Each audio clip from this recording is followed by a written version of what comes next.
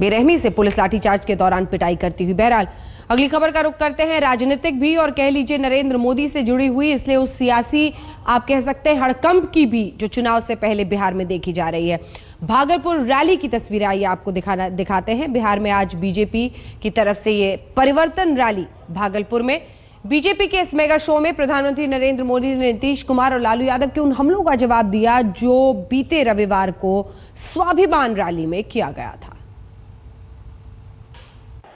हमें आपने सभी के प्रणाम करे थिए,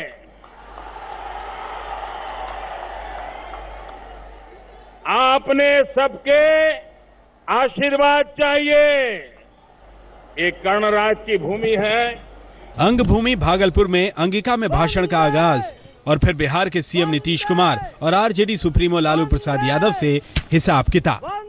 ये परसों की उनकी रैली कि राम मनोहर लोहिया, जयप्रकाश नारायण, कर्पूरी ठाकुर, इन महापुरुषों को तिलांजलि देने की रैली थी। जिन्होंने जयप्रकाश की तिलांजलि की, जिन्होंने राम मनोहर लोहिया जी की तिलांजलि की, जिन्होंने कर्पूरी ठाकुर की तिलांजलि की, उनकी तिलांजलि आप करोगे?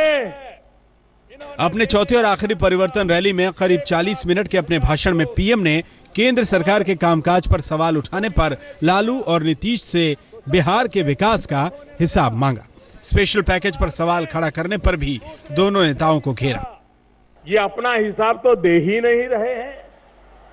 25 साल में क्या काम किया, इसका जवाब नहीं दे रहे हैं और जवाब मोदी का मांग रहे हैं। ये सरकार में बैठे लोग अपने काम का और अपने कारनामों का हिसाब देने के लिए तैयार नहीं है। ऐसी सरकार को निकालना चाहिए कि नहीं निकालना चाहिए?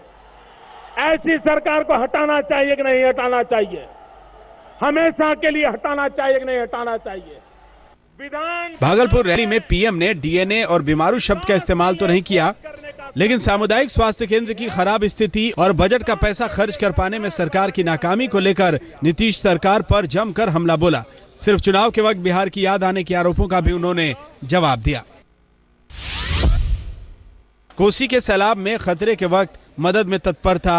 भूकंप और पटना में भगदड़ के दौरान तत्काल राहत की पेशकश का जिक्र उन्होंने अपने भाषण में किया।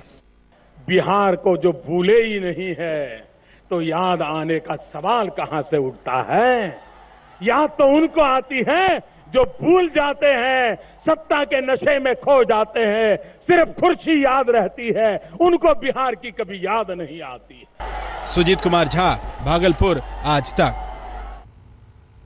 इधर ये रैली खत्म हुई प्रधानमंत्री की, उधर नीतीश पलटवार के लिए सामने आ गए। उन्होंने फिर प्रधानमंत्री के स्पेशल पैकेज पर सवाल खड़े किए। कहा कि पीएम मोदी के पैकेज में 87% चीजें पुरानी हैं।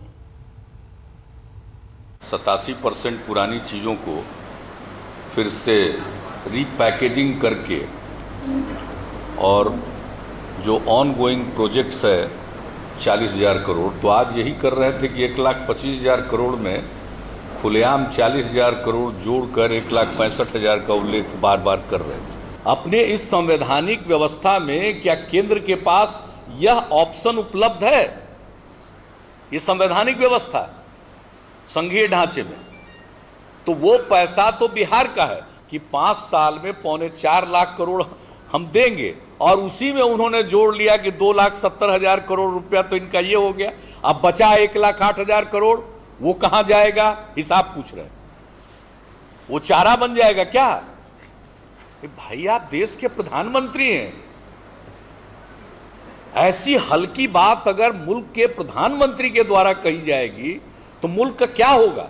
130 हॉस्पिटल को कम्युनिटी हेल्थ सेंटर में अपग्रेड किया जा चुका।